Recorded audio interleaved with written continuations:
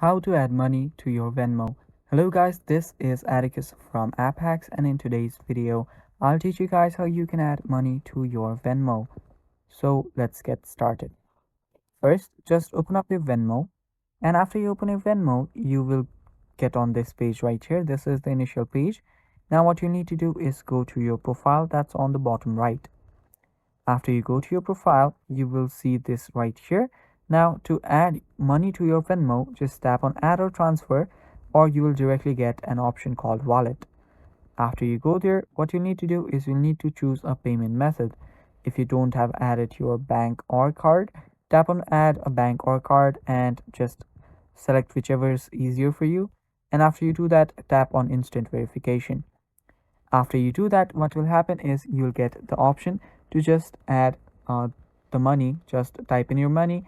First select the card or bank and then just type in the amount, and after you do so, tap on add button that's on the bottom, and you'll basically have added money to your Venmo from your bank account or your card.